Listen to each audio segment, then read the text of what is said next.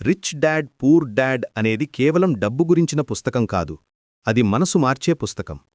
Robert Kiyosaki తన 2 తండ్రుల నుండి నేర్చుకున్న విరుద్ధమైన ఫైనాన్షియల్ ఫిలాసఫీస్ని చెప్పాడు. ఒకరు హైలీ ఎడ్యుకేటెడ్ గవర్నమెంట్ ఎంప్లాయీ, మరొకరు 8th grade dropout business man. ఈ 2 మైండ్సెట్స్ మధ్య తేడా అర్థం చేసుకుంటే మన ఫైనాన్షియల్ ఫ్యూచర్ని మార్చుకోవచ్చు. పూర్ డాడ్ అంటే కియోసాకి బయోలాజికల్ ఫాదర్. అతను చాలా చదువుకున్న వ్యక్తి, PhD holder, education department head.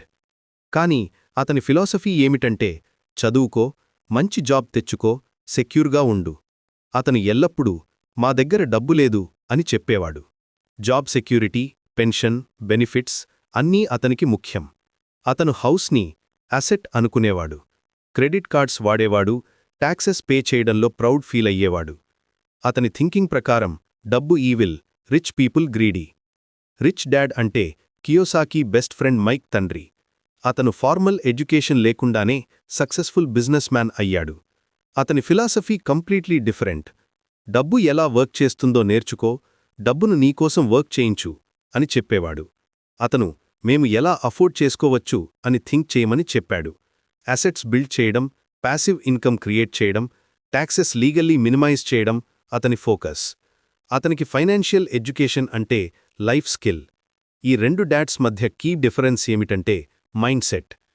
Poor dad employee మైండ్సెట్తో థింక్ చేస్తాడు. రిచ్ డాడ్ ఓనర్ మైండ్సెట్తో థింక్ చేస్తాడు. పూర్ డాడ్ సెక్యూరిటీ కోసం చూస్తాడు, రిచ్ డాడ్ ఆపర్చునిటీ కోసం చూస్తాడు. పూర్ డాడ్ డబ్బు కోసం వర్క్ చేస్తాడు, రిచ్ డాడ్ డబ్బును తన కోసం వర్క్ చేయించుకుంటాడు.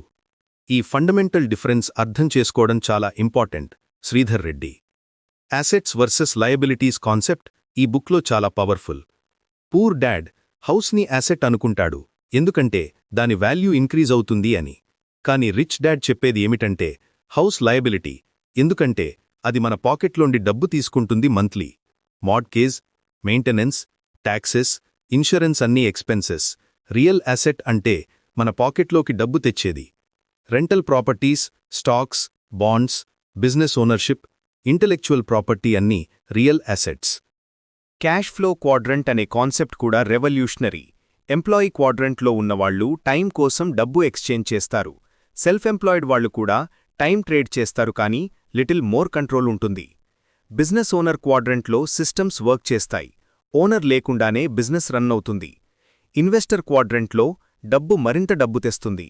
గోల్ ఏమిటంటే రైట్ సైడ్ ఆఫ్ క్వాడ్రంట్లోకి మూవ్ అవ్వడం, అంటే బిజినెస్ ఓనర్ లేదా ఇన్వెస్టర్ అవ్వడం. ఫైనాన్షియల్ ఎడ్యుకేషన్ గురించి రిచ్ డాడ్ చెప్పేది ఏమిటంటే స్కూల్స్లో ఇది నేర్పించరు. స్కూల్స్ జాబ్ కోసం ప్రిపేర్ చేస్తాయి, వెల్త్ బిల్డింగ్ కోసం కాదు. ఫైనాన్షియల్ స్టేట్మెంట్స్ రీడ్ చేయడం, టాక్సెస్ అండర్స్టాండ్ చేయడం, ఇన్వెస్ట్మెంట్స్ గురించి తెలుసుకోవడం అన్నీ సెల్ఫ్ లెర్నింగ్. రిచ్ డాడ్ మైక్కి మరియు రాబర్ట్కి ప్రాక్టికల్ ఫైనాన్షియల్ ఎడ్యుకేషన్ ఇచ్చాడు. వాళ్లను తన బిజినెసెస్లో వర్క్ చేయించాడు, రియల్ వరల్డ్ ఎక్స్పీరియన్స్ ఇచ్చాడు. ఫియర్ అండ్ గ్రీడ్ అనే 2 ఎమోషన్స్ ఫైనాన్షియల్ డెసిషన్స్ని కంట్రోల్ చేస్తాయి అని రిచ్ డాడ్ చెప్పేవాడు. పూర్ పీపుల్ ఫియర్ వల్ల సేఫ్ ఇన్వెస్ట్మెంట్స్ చూస్ చేస్తారు, లో రిటర్న్స్తో సాటిస్ఫై అవుతారు. గ్రీడ్ వల్ల క్విక్ మనీ స్కీమ్స్లో ఫాల్ అవుతారు. రిచ్ పీపుల్ ఈ ఎమోషన్స్ని రికగ్నైజ్ చేసి రేషనల్ డెసిషన్స్ తీసుకుంటారు. వాళ్లు క్యాల్కులేటెడ్ రిస్క్స్ తీసుకుంటారు, లాంగ్ టర్మ్ థింకింగ్ చేస్తారు. టాక్సెస్ గురించి 2 dads approach completely different. Poor dad టాక్సెస్ని సివిక్ డ్యూటీ అనుకుంటాడు, పే చేయడంలో ప్రౌడ్ ఫీల్ అవుతాడు. రిచ్ డాడ్ టాక్సెస్ని ఎక్స్పెన్స్ అనుకుంటాడు, లీగల్లీ మినిమైజ్ చేయడానికి ట్రై చేస్తాడు. రిచ్ పీపుల్ కార్పొరేషన్స్ ఫామ్ చేసి బిజినెస్ ఎక్స్పెన్సెస్ క్లెయిమ్ చేసి ట్యాక్స్ అడ్వాంటేజెస్ తీసుకుంటారు. ఇది ఇల్లీగల్ కాదు, smart financial planning. Work to learn, don't work for money అనేది rich dad philosophy. Young people salary కోసం జాబ్ చూస్ చేయకుండా స్కిల్స్ డెవలప్ చేయడానికి జాబ్ చూస్ చేయాలి. Sales skills, communication skills, management skills అన్నీ valuable. ఈ స్కిల్స్ ఫ్యూచర్లో entrepreneur అవ్వడానికి help చేస్తాయి. పూర్ డాడ్ సెక్యూర్ జాబ్తో స్టిక్ అవ్వమని చెప్తాడు. Rich dad divorce skills develop చేసుకోమని చెప్తాడు. రియల్ ఎస్టేట్ ఇన్వెస్ట్మెంట్స్ గురించి రిచ్ డాడ్ చాలా ఎంఫసిస్ ఇచ్చాడు. రియల్ ఎస్టేట్ అంటే లెవరేజ్ యూజ్ చేయవచ్చు, ట్యాక్స్ బెనిఫిట్స్ ఉంటాయి, అప్రిసియేషన్ ప్లస్ రెంటల్ ఇన్కమ్ 2 వస్తాయి. కానీ ప్రాపర్ ఎడ్యుకేషన్ లేకుండా రియల్ ఎస్టేట్లో ఇన్వెస్ట్ చేయకూడదు. Market analysis, location research, financing options అన్నీ అండర్స్టాండ్ చేసుకోవాలి.